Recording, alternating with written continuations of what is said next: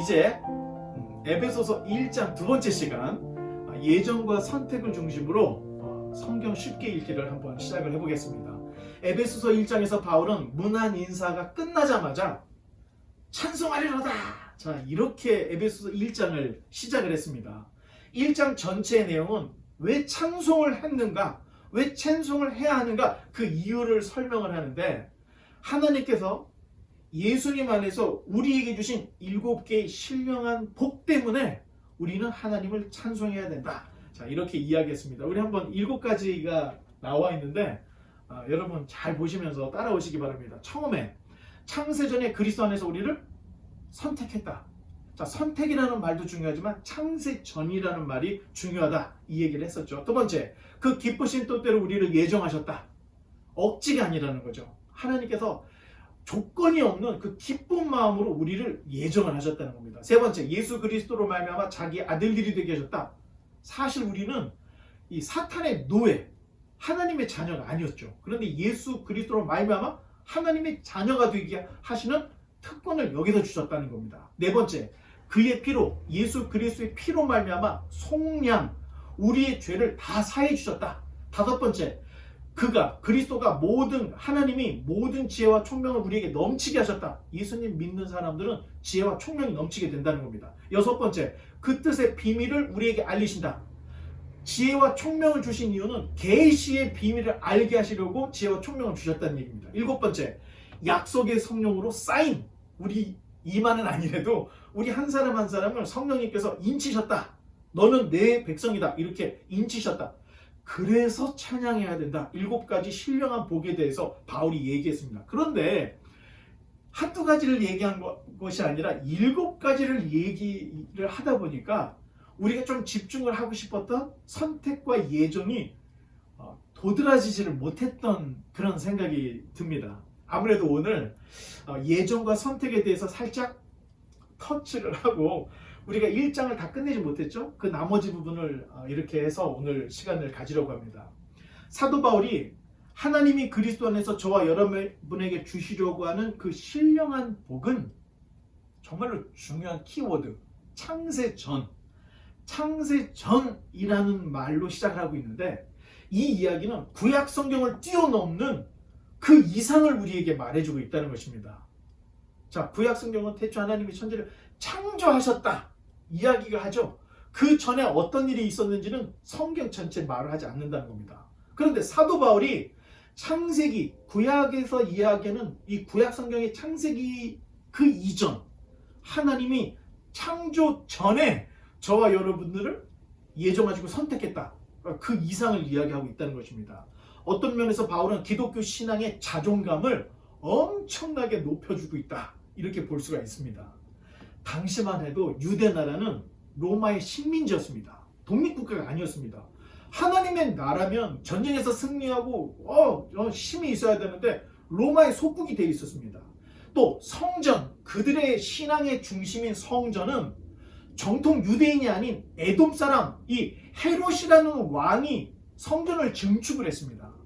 이것도 하나의 유대인들이 가지고 있는 마음속에 있는 그 슬픔 중에 하나죠. 정통 유대인이었으면 좋았을 텐데 에돔 사람, 억지로 유대인이 된 이 헤롯이 성전을 엄청나게 증축을 해버렸습니다. 또 종교 지도자들은 자신들의 권력을 위해서 로마와 헤롯의 몸종 노릇을 하고 있는 이런 상황이었는데, 조금만 의식이 있고 생각이 있었던 유대인들이라면 이 상황을 다 알고 있었습니다. 이러한 상황에서 하나님을 섬기는 유대인들이 상당히 기가 죽어 있었습니다. 그렇다면 기독교인들은 얼마나 연약한 존재들이었겠습니까? 유대인들도 정체감이 떨어질 대로 떨어져 있는데, 그 안에 기독교라고 하면 정말로 연한 숲? 여러분, 사막 같은 그런 곳에서 잎사귀 하나가 나온 요 정도밖에 안 되는 이런 상태였다는 겁니다. 그런데 바울이 구약을 뛰어넘는 엄청난 기독교 교리를 가르치고 있다는 것입니다. 그것은 유대교를 뛰어넘어서 세상을 창조한 이 일보다 더 이전에 하나님이 예정과 선택을 하셨는데, 유대인들이 신봉하고 있는 선지자, 그 이상 모세를 뛰어넘는 창세 전에 이미 예정되고 선택된 필연이었다. 하나님이 선택한 백성은 절대 버리거나 빼앗기지 않는다. 이건 필연. 우리 인생에서 하나님께 예정과 선택을 받은 사람은 반드시 하나님을 섬기게 되어 있고 하나님 백성이 되게 되어 있다. 자, 이런 이야기를 에베소서 1장에서 하고 있는 것입니다. 그러니 이 편지를 읽는 에베소에 있는 신실한 그리스도인들의 마음이 얼마나 뜨거웠을까. 유대인들은 야, 니네 그렇게 섬기는 거 아니야. 하나님 그렇게 섬기는 게 아니야. 율법을 섬겨. 막 이렇게 기독교인들을 옥죄오고 있었고, 또 국가 자체도 로마 정부의 밑에서 힘들었고, 그리고 에베소라는 자체가 이방 땅이었고 우상의 국가였습니다. 아데미 여신의 신전이 있었던 곳입니다. 그렇다면 기독교인들이 거기서 얼마나 연약해지고 정말로 두려워했을까 생각할 수 있는데, 바울이 야, 유대인들이 받은 약속보다 더 오래전에, 창세 이전에 하나님이 당신들과 나를 예정하시고 선택하셨어, 이 이야기를 했을 때 이 이야기를 알아들었다면 에베소 사람들의 가슴이 뜨거워졌을 것이다. 우리는 이렇게 볼 수가 있습니다. 한 가지 구별해야 할 것은 예정과 선택은 운명론, 숙명론, 이 힌두이즘이 가지고 있는 운명론이나 숙명론과는 다르다는 것을 알아야 합니다. 운명론이나 숙명론은 사람의 선택의 여지가 하나도 없습니다. 그냥 나무떼기가 흐르는 물에 떨어졌어. 그러면 흘러가. 이게 운명하고 숙명입니다. 뭐 방법이 없는 겁니다. 이게 바로 운명하고 숙명인데, 뭐든지 일어나는 일들이 운명적으로 숙명적으로 그냥 정해진 대로 가야 된다. 이거를 받아들이는 게 운명과 숙명론입니다. 하지만 예정에는 자유가 있습니다. 하나님이 사람을 창조할 때 메모라이즈된 로봇을 만든 게 아니고 자율적인 선택을 할 수 있는 자유를 주셨기 때문에 바로 이 예정에는 자유가 있다는 것입니다. 단, 예정론에서 자유란 구원을 받고 못 받고, 자, 이 구원의 문제가 하나님의 예정에 절대적으로 의존이 되어 있다. 그러니까 예정과 선택을 받지 못했으면 구원받지 못한다는 얘기입니다. 이런 의미에서의 예정과 선택이지, 우리에게 아무런 권한도 없고 아무런 자유도 없고, 마치 내가 예배가 끝나면은 핫도그를 하는, 이게 정해져 있는 운명처럼 가는 게 아니라는 겁니다. 자, 잘 구분을 해야 됩니다. 이런 예정과 선택은 성경 한두 군데 기록되어 있는 게 아닙니다. 지금 에베소서 1장에 있는 이걸 가지고 예정과 또 선택을 말하는 것이 아니고, 성경을 보면은 예수님이 자신이 그런 얘기를 하셨고, 또 성경 곳곳에 이런 이야기들이 있었던 것을 볼 수가 있는데, 요한복음 6장 36절에 보니까 예수님께서 이렇게 말씀하셨습니다. 아버지께서 내게 주시는 자는 다 내게로 올 것이로. 아버지께서 내게 주시는 자, 이미 예정된 자는 다 예수님께로 온다는 얘기입니다. 44절에 나를 보내신 아버지께서 이끌지 아니하면 아무도 내게 올 수 없으니 오는 그를 내가 마지막 날에 다시 살리리라. 자, 나를 보내신 아버지께서 이끌어주는 자가 있다는 얘기입니다. 또 아버지께서 이끌어주시는 아버지의 백성이 분명히 있는데, 구원이 나에게서 결정이 되는 것이 아니라 하나님이 내 백성을 예정하시고 선택하셔서 그 백성이 자연스럽게 예수님께 가게 하신다는 얘기입니다. 유대인으로 태어났어도 예수님께 가지 않는다면 예정받지 못한 겁니다. 구원을 이루기 위한 준비 작업에 하나의 도구밖에 안 됐다는 겁니다. 그러니 우리는 예정이 됐는지 선택이 됐는지 모르기 때문에 우리는 더 깨어 있어야 되고 더 열심히 예수님께 달려갈 의미가 있다는 겁니다. 요한복음 6장 65절에 또 이렇게 말씀하고 있는데, 또 이르시되 그러므로 전에 너희에게 말하기를 내 아버지께서 오게 하여 주시지 아니하면 누구든지 내게 올 수 없다 하였노라 하시니라. 자, 요한복음 6장에서만 3번. 첫 번째, 아버지께서 내게 주시는 자. 아버지께서 예수님께 가게 하는 주시는 자가 있고, 또 아버지께서 이끌어 주시는 자, 예수님께 가도록 끌어주시는 자가 있더라는 것입니다. 세 번째, 아버지께서 오게 하여 주시는 자. 요한복음 6장에서만 예수님이 설교를 하실 때 이렇게 3번을 얘기했다는 겁니다. 여러분, 그러면 예정과 선택이 없다? 그것을 인정하지 않으려고 하거나 논박을 할 이유가 없다는 것입니다. 예수님이 그렇게 3번이나 얘기를 했기 때문에 구원이라는 것은 내 노력으로 되지 않습니다. 그래서 율법주의를 사도 바울이 배격을 했던 것입니다. 하루에 일주일에 11조를 반드시 드려야 되고 새벽 예배를 가야 되고 예배를 빠지지 않아야 되고 금식을 해야 되고 자 이렇게 해야 구원을 받는다. 이게 유대 율법주의입니다.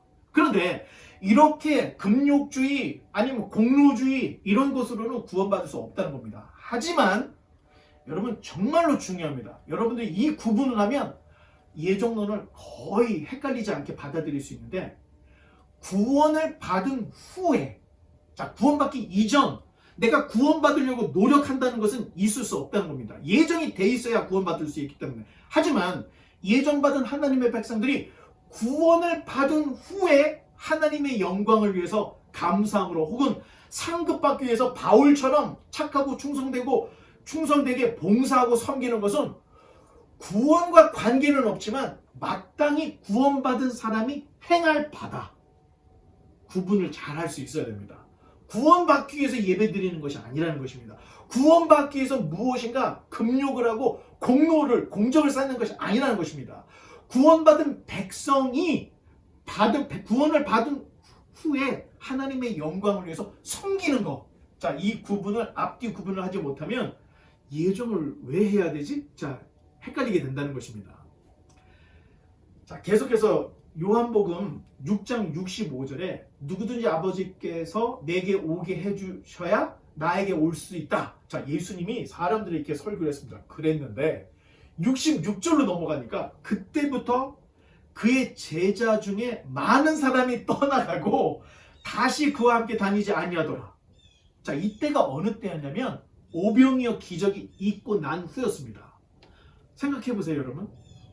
정말 그 광야 같은 데에서 예수님이 떡 5덩이와 물고기 2마리로 5,000명, 남자만 5,000명, 여자 애들까지 치면 몇 명이지 정말 우리가 셀 수 없을 정도로 많은 사람인데 그 사람이 먹고 7광주리가 남을 정도의 역사를 봤습니다. 광야에서 사람들이. 그 사람들은 분명히 모세의 만나의 기적을 분명히 떠올렸을 겁니다. 그래서 예수님이 사람들이 자기를 왕으로 세우려고 하는 걸 알고 뿌리치고 도망갔다시피 다른 데로 이동을 하셨는데 예수님을 따르는 제자들이 엄청나게 많았다는 겁니다. 그때 당시에. 그런데 예수님께서 말씀하시기를 그때부터 그의 제자 중에 자 누구든지 내게 오는 자는 아버지께서 오게 해주셔야 된다. 이렇게 얘기를 하니까 수많은 제자들이 나는 그거에 동의할 수 없어. 그러면서 예수님의 곁을 다 떠나갔다는 얘기입니다. 그래서 우리 성경에 남은 제자가 12였다. 남은 제자가 12. 이미 예수님께서 12제자를 선택하시고 누가 팔 것인지도 자기를 팔지 다 알고 계셨죠.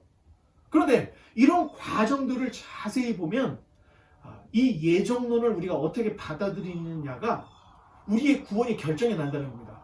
다시 한번 말씀드리면 우리의 구원은 예정 선택 안에서의 구원이라는 것을 잊지 말아야 됩니다. 오늘날도 마찬가지입니다. 교회를 잘 다녔어요. 근데 자기 말이 번아웃 됐다. 교회에서 봉사를 너무 많이 해갖고 내가 힘들어서 교회를 못 가겠다.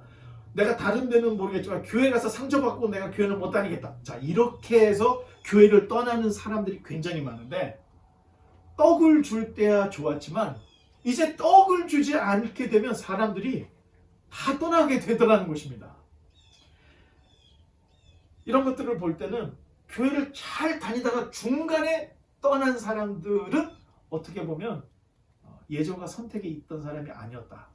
교회 안에 그냥 묻어 있거나 구원받은 하나님의 백성들 틈에 착각을 하고 있는 거예요. 자기가 누구를 섬기는지도 모르고 교회라고 하는 문화에 그냥 들어가서 어떻게 하다 보니까 이유도 별로 그렇게 중요하지 않은 이유로 교회를 떠나, 관계 문제로 교회를 떠나, 뭐 이런 문제들이 다 생겨서 교회를 떠나가게 하는 것은 분명히 사탄의 전술 전략도 있었겠지만 자기 자신이 하나님을 모르는 겁니다.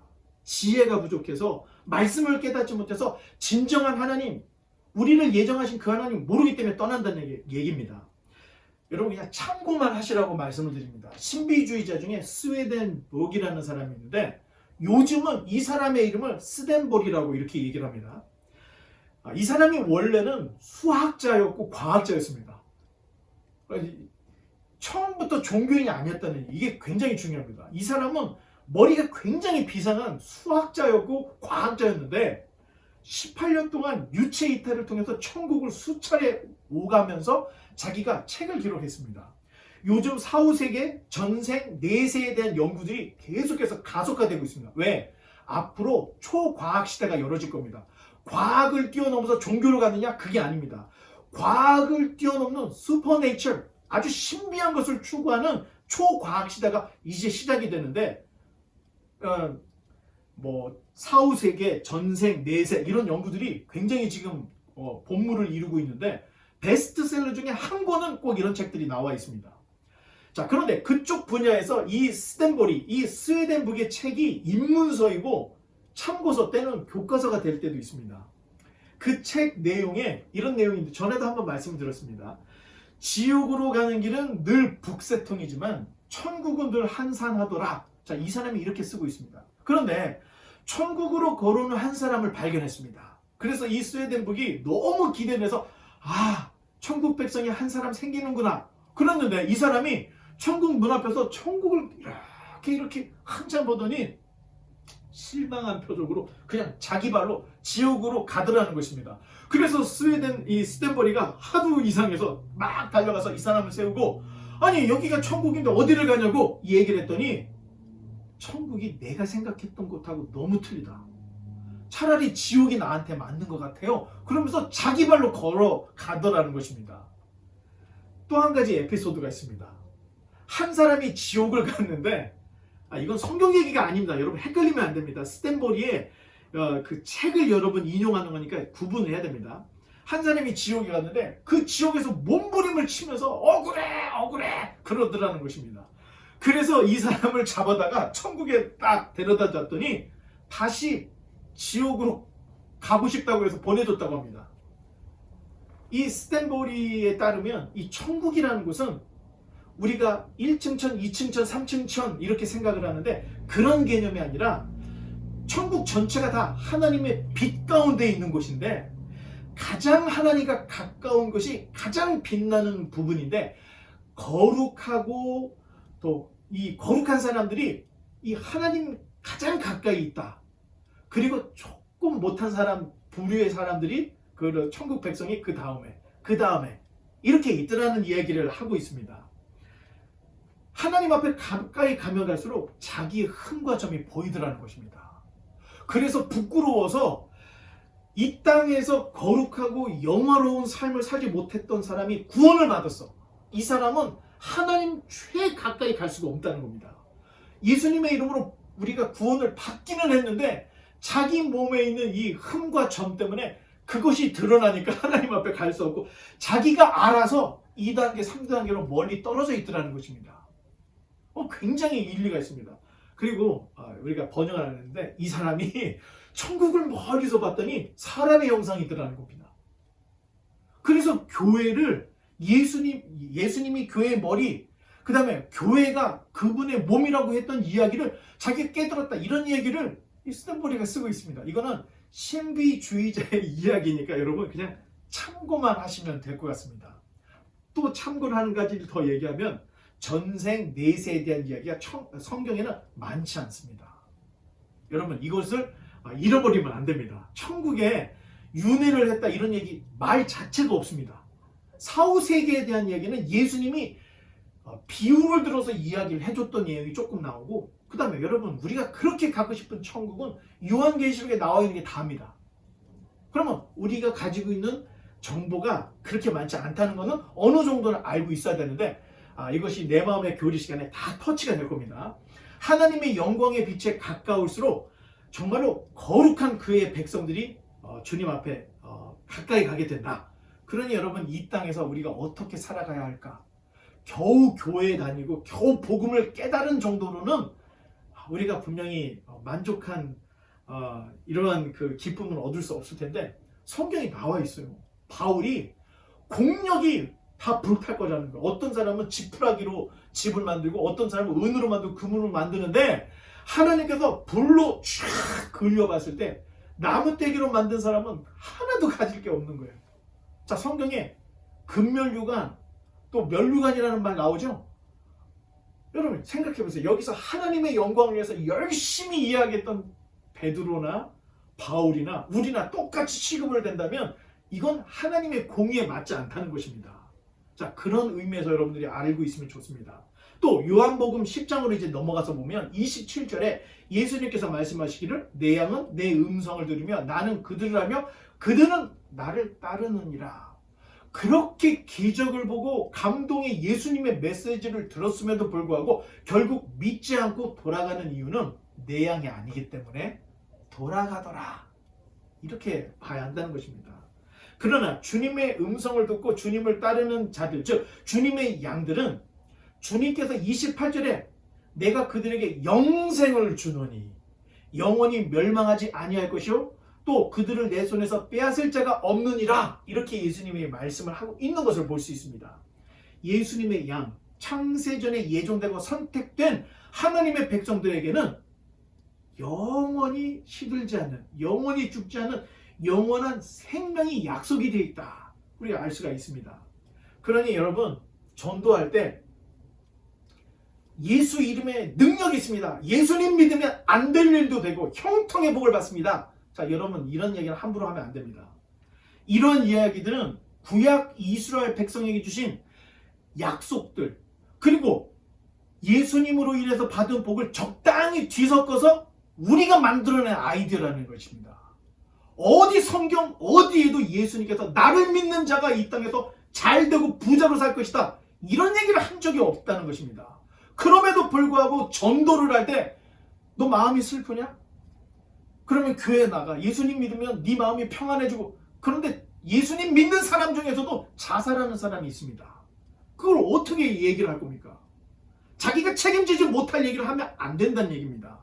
성경에서 분명히 얘기하고 있는 것은 너희들 무엇을 먹을까, 무엇을 마실까, 무엇을 입을까 이런 것들은 이방인들이 구하는 것이니 너희는 이런 것들을 구하지 말라고 예수님이 자기 입으로 이야기를 했다는 것을 잊지 말아야 됩니다. 다만 그 나라를 위해서 그 나라와 그 의를 구하는 자에게 이 모든 것을 부족하지 않게 더하시리라 이렇게 말씀했습니다.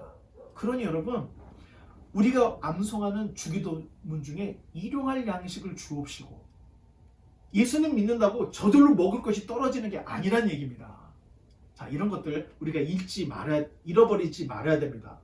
우리가 반드시 알아야 될 것은 순서가 바뀌면 다 안 됩니다. 열심히 노력해서 구원을 받는다? 안 됩니다. 구원받은 백성이 당연히 하나님 앞에 하나님의 영광을 위해서 충성 봉사 당연한 것입니다. 거꾸로 하나님이 열심히 믿으면 복 받는다. 성경이 그 나라와 그 일을 구하는 자에게 모든 것을 더하시라고 했으니까 그 나라를 구하면 복 받는다. 이런 순서가 바뀐 얘기를 하면 안 된다는 얘기입니다. 먼저 무엇을 먹을까, 무엇을 마실까, 무엇을 입을까 이것을 구하는 것은 이방인들이 구하는 거라고 먼저 예수님이 이야기했기 때문에 함부로 순서를 뒤집어서 자기 유리한 대로 무엇인가를 만들어내면 안 된다는 것입니다. 여러분 주변 그 세상을 돌아보면 예수님 믿지 않고도 부자로 사는 얼마든지 있습니다. 그리고 성공한 사람 정말로 발에 치일 정도로 많습니다. 중동이나 중동 사람들은 하나님을 믿지 않습니다. 그들은 알라를 믿죠.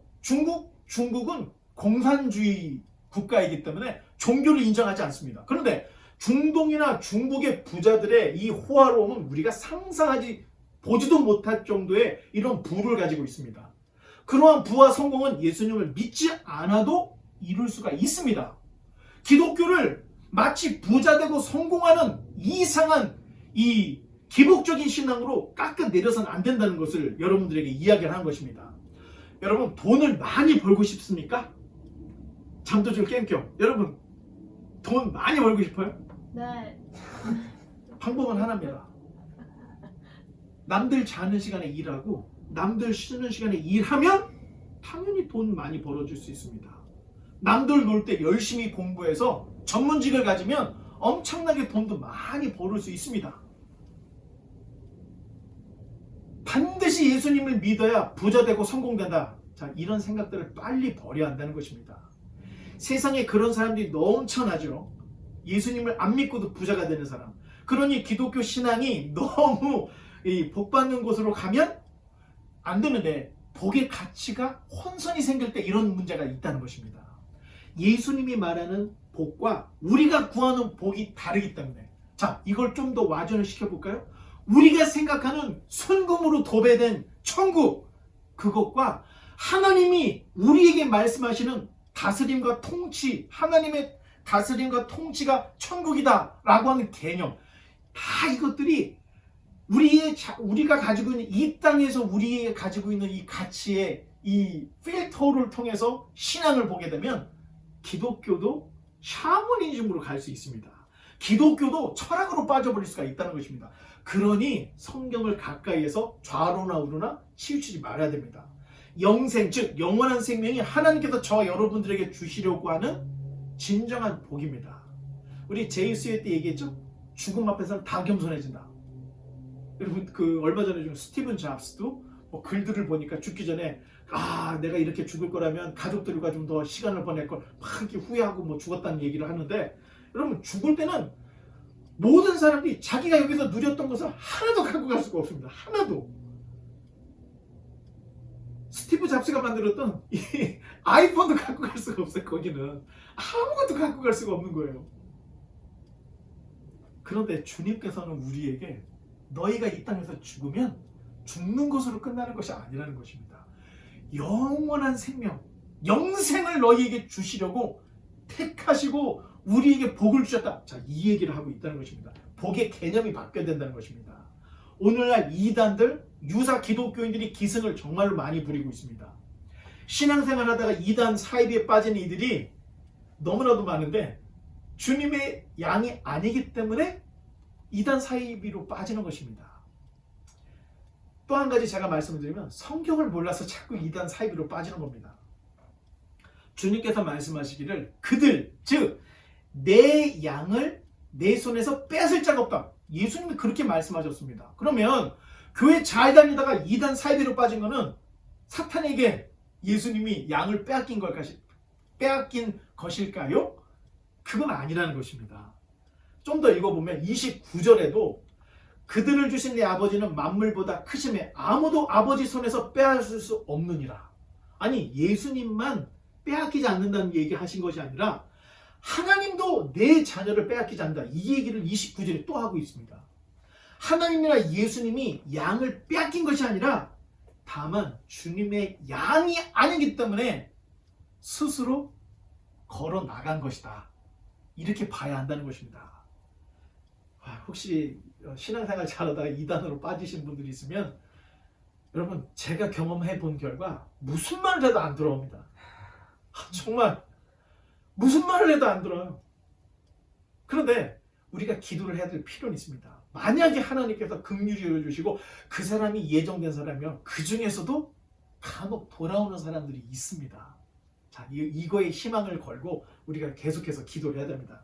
지금까지 예수님께서 가르치신 이 예정과 선택에 관한 이 구절들을 요한복음 6장 예수님이 직접 하신 말에서 우리가 찾아봤습니다. 그런데 예정과 선택은 예수님만이 말씀하신 것이 아니라 사도행전에도 있고 고린도 전서 또 로마서에도 다 있습니다. 자, 사도행전 13장 48절에 가면 바울이 바나바와 함께 1차 선교 여행을 할 때 비시디아 안디옥에서 이런 일이 있었습니다. 바울과 바나가 복음을 증거하자 이방인들이 듣고 기뻐해요. 아니, 여러분, 이방인들은 복음을 모르는 사람들인데 바울과 바나가 복음을 증거하자 이방인들이 듣고 기뻐하여 하나님의 말씀을 찬송하며 영생을 주시기로 작정된 자는 다 믿더라. 사도행전에 써 있습니다. 사역을 하다 보니까 영생을 주시기로 작정된 자들이 이방인 중에도 있다는 것을 사도 바울이 발견했던 것입니다. 그러니 내가 정말 이 사역이 보통 사역이 아니구나, 이거를 사도 바울이 깨달았던 것입니다. 바울이 경험을 통해서 터득한 것이 하나님의 백성을 예정하고 선택하는 그 일이 분명히 있구나, 이거를 사역하는 이 사역 경험 속에서 경험을 하고 깨달았다는 것입니다. 고린도전서 2장 7절에 보면 오직 은밀한 가운데 있는 하나님의 지혜를 말하는 것으로서 곧 감추어졌던 것인데, 예수 그리스도의 복음이 감추어졌던 것인데 하나님이 우리의 영광을 위하여 만세전에 미리 정하신 것이다. 고린도전서 2장에도 만세전에 미리 정하신 것이라는 이야기를 하고 있는 것입니다. 당시 고린도 사람 중에는 기독교를 헬라 철학보다 못한 것으로 비하하는 이들이 있었습니다. 그러자 바울이 만세전, 야 니네들이 믿고 있는 그리스 로마 그 신화 이건 아무것도 아니야. 니네들이 펼치고 있는 철학 이것도 아무것도 아니야. 만세전에 미리 정하신 하나님의 이 놀라운 진리를, 신화와 철학으로는 감당할 수 없는 높은 수준의 지혜를 바울이 고린도전서 2장 7절에서 이미 이야기를 했는데 여기에서는 심도 없게 말을 하지 않았습니다. 왜? 고린도 사람들은 고린도전서 후서는 교정편지라고 했죠. 성도들이 바른 길로 가지 못하니까 그거 안 돼, 그거 안 돼, 그거 안 돼, 그거 안 돼, 이렇게 해야 돼. 교정편지를 쓸 때 아니 그 안에다가 예정과 선택을 쓰면 이 사람들이 어떻게 알아듣겠습니까? 그러니까 이 얘기는 논박을 할 때 살짝 하고 지나간 것 뿐이고, 이 예정과 선택에 대한 이야기를 조금씩 흘리고 있다. 자, 이렇게 볼 수 있습니다. 더 나아가 나중에 쓰여진 로마서 8장 29절에 보니까 하나님이 미리 하신 자들을 또한 그 아들의 형상을 본받게 하기 위하여 미리 정하셨으니 이는 그로 많은 형제 중에서 맏아들이 되게 하려 하심이라. 하나님이 미리 하신 자들? 자, 하나님이 미리 하신 자들이 이미 창세전에 예정하고 선택하신 그 사람들을 말하고 있다는 겁니다. 로마서에서도 바울이 이 예정과 선택에 대한 이야기를 조금씩 흘리고 있는 것을 볼 수가 있습니다. 하나님께서 미리 하신 자들이 예정된 이 이야기는, 이렇게 예정을 하신 이유는 하나님의 아들의 형상을 본받게 하려고 하였던 것이다. 자, 그거를 로마서 8장 29절에 쓰고 있는데, 예수님을 믿는다는 것이 바로 예수님을 본받는 삶, 그 삶이 바로 예수님을 믿는 것이다 이야기를 하고 있습니다. 하나님께서 자기 백성을 예정하시고 아들을 본받게 하신 이유가 무엇인가? 하나님께서 예수님으로 말미암아 하나님의 아들인 예수님의 형제들을 세우기 위해서 예수님을 맏아들이 되게 하셨다.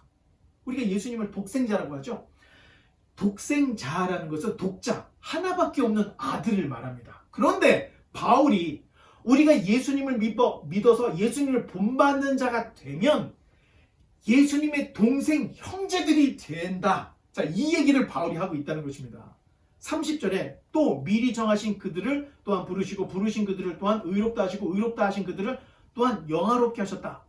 자, 예수님을 통해서 우리 죄를 사하시고 우리를 하나님의 아들들로 삼고 예수님을 독생자라고 이야기했던 것은 예수님이 내게가 된 거야. 예수님을 통해서 예수님의 동생들을, 믿음의 동생들, 하나님의 자녀들을 하나님께서 다 모으시기 위해서 예수님을 독생자라고 맏아들이라고 이렇게 말한 것이라는 것을 사도 바울이 로마서 8장 29절에 이야기를 하고 있는 것입니다. 그래서 우리가 하나님을 아버지 하나님, 조금 더 친근하게 아빠 하나님 이렇게 부를 수 있는 것이 예수님 때문에 우리는 하나님을 아빠, 아버지로 부를 수가 있다는 것입니다. 여러분은 그냥 천국이라는 나라의 그냥 백성 정도가 아닌 것입니다. 하나님의 자녀들, 여러분 왕자, 공주, 자, 이런 존재라는 것을 여러분 잊지 마시기 바랍니다. 자, 이처럼 에베소서 이전에도 하나님의 예정과 선택이 심도 있게 달아주지는 않았지만 조금씩 나오고 있는 것을 볼 수가 있습니다. 그러다 바울의 신앙과 학문, 계시가 최고조에 달했을 때, 로마에 2년 동안 같은 연금을 하고 있을 때, 에베소서를 쓸 때 하나님의 예정과 선택의 이 심도 있는 이야기가 오늘 본문의 1장에서 나오고 있었던 것입니다. 이제 에베소서 1장 나머지 부분으로 한번 넘어가겠습니다. 에베소서 1장 15절로 19절인데 오늘은 좀 다르게 우리가 돌아가면서 한 절씩 이렇게 읽어보도록, 돌아가면서 한 절씩 읽어주시기 바랍니다. 15절부터 19절입니다. 이로 말미암아 주 예수 안에서 너희 믿음과 모든 성도를 향한 사랑을 나도 묻듣고 내가 기도할 때 기억하며 너희로 말미암아 감사하기를 그치지 아니하고 우리 주 예수 그리스도의 하나님 영광의 하나님께서 지혜와 계시의 영을 너희에게 주사 하나님을 알게 하시고 너희 마음의 눈을 밝히사 그의 부르심의 소망이 무엇이며 성도 안에서 그 기업의 영광이 풍성함이 무엇이며 I also pray that you will understand the incredible greatness of God's power for us who believe Him. This is the same mighty power. 아멘. 감사합니다. 바울의 기도는 지금 그 7가지 신령한 복을 이야기하고 바울이 이제 기도문을 쓰고 있습니다. 내가 간구한다 그러는데 이 기도 내용을 보니까 에베소의 신실한 그리스도인들이 믿음의 가치를 깨닫기를 바라는 간구를 하고 있다는 것입니다. 여러분은 믿음을 어느 정도의 가치에 두고 있습니까? 자, 나에게 있어서 믿음은 어느 정도의 가치가 있는가? 이제 오늘 카톡 시간에 이 이야기를 한번 여러분과 나눠보기를 원합니다. 나의 믿음의 가치가 어느 정도인지를 여러분 마음속에 꼭 생각해 두시고 핫도그를 드시기 바랍니다. 복음의 내용, 또 신앙의 대상이 되시는 하나님을 아는 만큼 믿음과 신앙의 가치는 이 세상 어느 것과도 비교할 수 없는 나에게 있어서 가장 소중한 것. 여러분 이게 뭐 다 그런 건 아닌데 카톡에 보면 어떤 사람은 이런 사람이 있어요. 하나님을 더 잘 섬기고 싶습니다. 카톡 그 내용에 저는 아주 좀 무섭죠. 하나님을 영화롭게 하며 그로 인하여 즐거워하는 삶 그러면서 최후의 심판 그림이 있어서 다들 이렇게 되는데 항상 심판을 기억하고 이 땅에서 하나님을 영화롭게 하며 그로 인하여 살아가는 인생의 목적을 잃어버리지 말자 이런 뜻이 있는데 여러분 카톡에 보면은 뭐 그림이나 이런 것들을 봐도 알 수 있는데 또 뭐 페이스북이나 여러분들이 정말로 차를 한 대 샀어. 그러면 여러분 이 차 바퀴에 그 먼지 그 칫솔로 닦는 사람들 있어요. 여러분 노트북을 사서 어떤 사람은 그냥 껴안고 자는 사람도 제가 봤는데 그 정도로 그렇게 나에게 이 구원이라는 게 어느 정도의 가치가 있는지 여러분 한번 대화를 통해서 한번 내 자신을 한번 진단하는 시간이 되었으면 좋겠습니다. 이제 20절로 23절 마지막입니다. 이제 설교가 이제 마무리가 될 텐데 한 번 더 한 줄씩 돌아가는 방식으로 또 한번 읽어보겠습니다. 그의 능력이 그리스도 안에서 역사하사 죽은 자들 가운데서 다시 살리시고 하늘에서 자기의 오른편에 앉히사 모든 통치와 권세와 능력과 주권과 이 세상뿐 아니라 오는 세상에 일컫는 모든 이름 위에 뛰어나게 하시고 또 만물을 그의 발 아래에 복종하게 하시고 그를 만물 위에 교회의 머리로 삼으셨느니라. 교회는 그의 몸이니 만물 안에서 만물을 충만하게 하시는 이의 충만함이니라. 아멘. 감사합니다. 교회의 머리는 예수님인데 예수님은 죽은 자를 살리시는 능력이다. 이렇게 이야기를 하고 있습니다. 교회의 머리 대신 예수님께서 만물, 지금 우리가 살아가고 있는 이 세상 만물 위에 계시기 때문에 예수님의 몸인 교회도 덩달아 만물 위에 있어야 한다는 것입니다. 지금 거의 대부분의 교회들이 이 건물에 머물러 있는 것 같아 보이지만 성경에서 이야기하고 있는 교회라는 진정한 교회는 세상에 감당할 수가 없는 것입니다. 세상 위, 만물 위에 교회가 있다는 것을 알아야 합니다. 우리가 믿는 이 자리는 어떻게 생각하면 뭐 협소하고 뭐 별거 아닌 것 같지만 하나님 보시기에는 만물하고도 바꿀 수 없는 그리스도가 머리 대신 주님의 몸된 만물 위에 있는 교회로 하나님이 보신다는 것입니다. 여러분 이런 자긍심을 가져야 됩니다. 하나님께서 그리스도의 몸된 교회 지체들, 머리 대신 예수님, 그리고 그 몸을 이루는 지체들, 저와 여러분들을 창세 전에 그리스도 안에서 선택하셨고 그의 깊으신 뜻대로 예정을 하셨고 예수 그리스도로 말미암아 자기 아들들이 되게 하셨고 그의 피로 말미암아 속량, 죄까지 완전히 사함을 받게 하셨고 모든 지혜와 총명이 넘치게 하셔서 그 뜻의 비밀을 알게 하셨고 약속의 성령으로 인치신 자들이기 때문에 교회라는 것은 만물 위에 있는 것이다. 결국에는 예정과 선택이 교회론으로 가고 있다는 것입니다. 그러니 교회의 진정한 의미를 안다면 교회 안에서 행동거지를 더 조심할 수밖에 없습니다. 아니 밖에서 내가 사장이었지 교회 내에서 내가 사장이 아니지 않습니까? 밖에서 내가 이민자였지 교회 안에서도 이민자는 아니지 않습니까? 그런데 왜 교회에서는 장로석이 따로 있고 목사석이 따로 있고 왜 이렇게 됩니까? 우리가 지금 우리 정체성을 모르기 때문에 이런 행동들을 하고 있다는 것입니다. 하나님 앞에서 여러분 저 다 왕같은 제사장이라고 얘기했습니다. 저는 단지 여러분보다 먼저 목사가 돼서 가르치는 사역을 하는, 어떻게 생각하면 크리스천 목회자, 여러분은 그냥 크리스천, 이 정도의 구분이면 된다는 것입니다. 교회 안에서 권사 안 주면 교회 안 나간다. 집사 내가 몇 년 다니는데 왜 집사 안 주냐? 여러분 진짜 교회가 뭔지를 모르고 가르치지 않았기 때문에 이런 일들이 벌어지고, 자꾸 교회 안에서 권력, 내가 교회를 몇 년을 다녔는데 나한테 이런 취급을 해, 이런 말들이 자꾸 나온다는 것입니다. 진정한 교회는 거기에 있지 않습니다. 제가 특별히 유튜브에 뭐 조회수가 많이 나오든 안 나오든 계속해서 그 설교 영상을 올리는 이유는 언젠가 조회수가 올라갈지 이걸 바라고 올리는 것이 아닙니다. 여러분 앞으로 진짜 기독교 신앙 생활하는 것은 어려워질 수밖에 없습니다. 세상이 너무 지혜로워졌고 교회보다 세상 수준이 더 높기 때문에 이제는 교회로 사람들이 오려고 하지 않는 시대가 되어버렸습니다. 여러분들이 어떻게 생각하면 예수님을 믿고 하나님을 믿는 것이 세상 사람들 입장에서 미개한 것으로 보아질 수가 있습니다. 그래서 로마 시대에 박해가 있었던 것입니다. 아마 장담할 수 없지만 세상이 감당할 수 없는, 우리가 감당할 수 없는 뭐 운석이 날라온다든가 대지진이 일어난다든가 아니면 박해가 일어난다든가 우리가 예수님 믿는데 정말로 어려운 일들이 분명히 있을 텐데, 여러분 그럴 때 쓰러지지 말고 유튜브에서 이런 설교 다시 찾아서 진정한 교회의 의미를 다시 찾고 신앙의 진정한 의미를 다시 되새겨보라는 의미로 일단은 제가 계속해서 올려놓습니다. 지금 조회수 뭐 얼마 안 됩니다. 제가 뭐 그거 조회수를 따져서 그런 게 아니고 나중에 여러분들이 이거를 찾아서 다시 들어야 되겠다고 생각할 때가 된다면 여러분 그때는 그 시대가 하나님 믿기, 예수님 믿기 어려운 시대가 되었기 때문에 무엇인가 도움을 찾을 수 있는 것을 찾다 보니까 유튜브라도 찾아올 것이다. 저는 이렇게 생각하고 계속해서 지금 올리고 있습니다. 여러분 예수님 믿으면 잘 됩니다, 복 됩니다, 이런 거 현혹되면 안 됩니다. 샤머니즘적인 거, 공로주의적인 거 다 버려야 됩니다.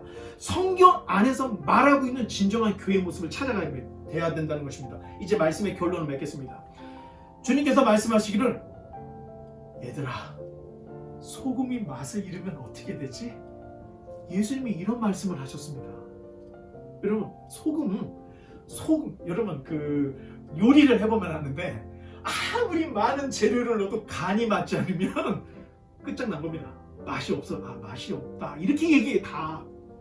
근데 조금 짤지라도 맛이 있으면 좀 짜네 이렇게 얘기해요. 짠맛이라는 게 굉장히 중요합니다. 그런데 이 소금이 한 덩어리가 있는데 이걸 아무리 갖다 넣어도 간이 안 되는 거야. 그러면 여러분 이 소금은 어떻게 해야 되겠습니까? 버려야 되는 것입니다. 지금 주님께서 우리에게 말씀하시는 것은, 바울이 지금 우리에게 얘기하는, 너희는 창세 전에 택함을 받은 방부의 역할을 하는 소금, 어둠을 밝히는 빛이다. 여러분 성경 나중에 찾아보세요. 너희는 소금이 돼야 돼, 빛이 돼야 돼, 이렇게 말씀하신 게 아니고 저와 여러분의 정체는 너희는 빛이라, 너희는 소금이라 이렇게 말을 했다는 겁니다. 빛이 빛을 발하지 못하고 소금이 짜지 않는다면 결국에는 버려질 수밖에 없다. 이미 선택받은 백성이 아니기 때문에 맛을 잃어버렸다, 빛을 잃어버렸다 이렇게 생각해야 한다는 것입니다. 여러분들이 진정한 하나님의 백성들이 되어서 정말로 하나님께서 우리에게 기대하시는 진정한 그리스도의 교회의 지체, 진정한 예수 그리스도를 따르는 예수님을 본받기를 소원하는 하나님의 백성들, 자 이러한 사람들이 다 되시기를 주님의 이름으로 간절히 축원합니다. 기도하겠습니다.